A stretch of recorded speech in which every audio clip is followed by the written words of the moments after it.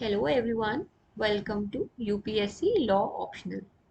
Last class में हमने discuss किया जुडिशियल रिव्यू क्या है, उसका ऑब्जेक्ट क्या है विद केस लॉज। अब हम देखेंगे कि हम इसको एक्सरसाइज कैसे करते हैं। तो जुडिशियल रिव्यू की power supreme court and high court के पास इनहेरेंट है अंडर आर्टिकल 32 एंड 226। इसमें हम रिट्स फाइल करते हैं। रिट्स 5 तरह की होती हैं: certiorari, prohibitio, mandamus, quo warranto, and habeas corpus. First three can be filed by person whose rights have been infringed. Certiorari, prohibito और mandamus कोई भी ऐसा इंसान फाइल कर सकता है जिसका खुद का राइट इन्फ्रिंज हुआ हो। क्यो वारंटो और हेबियस कॉर्पस कोई भी इंसान फाइल कर सकता है, भले इसमें राइट इन्वॉल्व नहीं है। फर्स्ट थ्री में अगर आपका कोई राइट इन्फ्रिंज हुआ है तो आप फाइल कर सकते हो। क्यो वारंटो और हेबियस कॉर्पस में कोई भी पर्सन फाइल कर सकता है। First we will discuss about certiorari, that is remedy operating in persona. It applies on any order passed against you and you will feel that order is against natural justice and violative and unjust. The order passed by any judicial, quasi judicial order, administrative action as well. इसमें कोई भी judicial order, quasi judicial order, administrative action quash किया जा सकता है। You can get that order quashed. आप ये order कब क्वॉश करा सकते हो? जब आपको लगे ये नेचुरल जस्टिस के अगेंस्ट है and it violates natural justice and is unjust. Case law related to certiorari is A.K. Karyap versus Union of India 1969. To quash the order of selection board, writ of certiorari was issued, जिसके facts हम previous video में discuss कर चुके हैं। अब हम देखेंगे grounds of certiorari. First is lack of jurisdiction, second excess of jurisdiction, third abuse of jurisdiction, fourth violation of principle of natural justice, fifth any other ground. High Court or Supreme Court writ of certiorari is the direction or order to quash the order in question.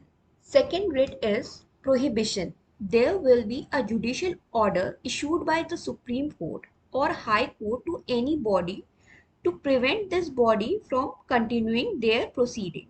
ये क्या होता है कि कोई भी judicial order issue किया गया है सुप्रीम कोर्ट या high court to any body, किसी बॉडी को, टू प्रिवेंट द प्रोसीडिंग्स। तो बहुत कंफ्यूजन होता है certiorari और प्रोहिबिशन का, तो इसका हम एक डिफरेंस देख लेंगे। जो प्रोहिबिशन होता है issued when proceedings are in progress, जो प्रोसीडिंग जब प्रोग्रेस में होती हैं तब प्रोहिबिशन इशू किया जाता है। जो certiorari होती है issued when the proceeding have terminated, जब प्रोसीडिंग टर्मिनेट हो जाती है तब हम certiorari इशू करते हैं। Third is mandamus. What is mandamus? Mandamus is to direct for public duty. Example, road is broken in front of my house. आपके घर के सामने की सड़क टूटी हुई है और आपने बहुत सारे लेटर लिख रखे हैं एमएनसीज को। अब आप मैंडमस रिट के थ्रू म्युनिसिपल कॉरपोरेशन को डायरेक्ट करवा सकते हैं कि वो उस रोड को रिपेयर करा दें। Mandamus is a judicial remedy issued in favor of an order from the Supreme Court or High Court from any agency to do or refrain from doing a specific act. ये एक तरह की judicial remedy है जो high court या supreme court issue करता है किसी एजेंसी से कि आप ये काम करिए या फिर ये काम मत करिए। और इसका नेचर क्या होगा? Which is in the nature of public duty और अ स्टैट्यूटरी ड्यूटी। जिस भी एजेंसी को डायरेक्ट करेगा सुप्रीम कोर्ट या हाई कोर्ट, वो उसकी पब्लिक ड्यूटी या स्टैट्यूटरी ड्यूटी होगी उस काम को करने की या नहीं करने की। Here, a court can compel agency for work. Condition for mandamus. First, there must be a public duty. A public duty created by a statute. Second, there must be a specific demand to fulfill that public duty and a refusal of that. जो first condition है कि एक public duty होनी चाहिए जो कि through law हो। Second, कि आपने एक स्पेसिफिक डिमांड करी है उस पब्लिक ड्यूटी की और उसका रिफ्यूजल किया गया है और वो रिफ्यूजल एक्सप्रेस होगा, ये रिक्वायर्ड नहीं है, ये हम इन्फर्ड सर्कमस्टांसेस से देखते हैं।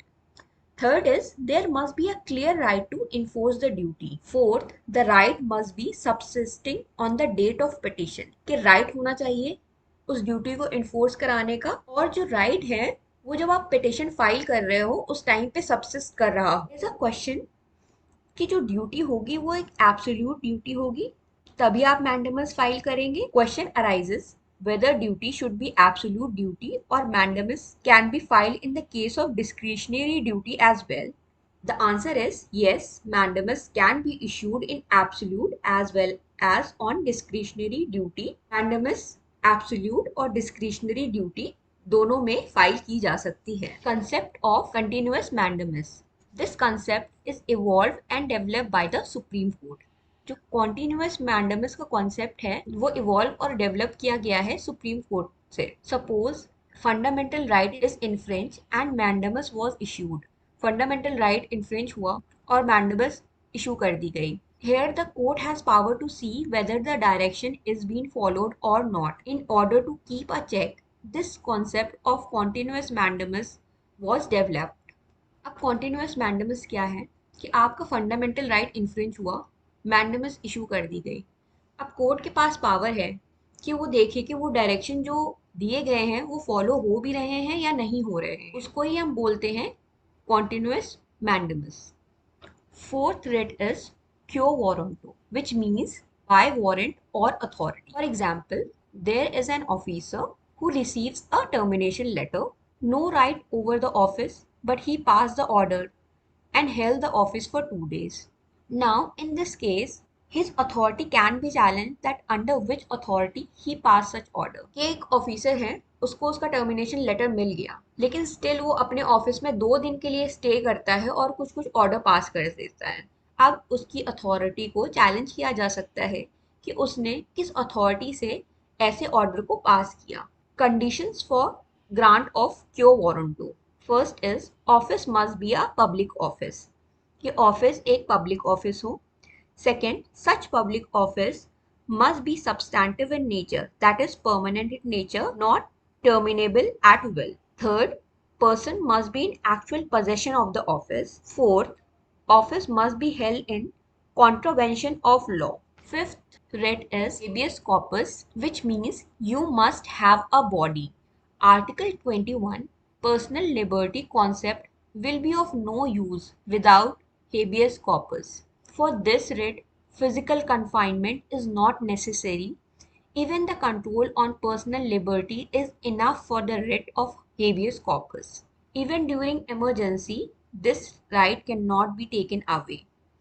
A very important case law on this writ is Sunil Batra versus Delhi Administration 1980 Supreme Court by Honorable Justice Krishna Iyer. In this case, Honorable Justice Krishna Iyer opened new vistas for issuance of this writ.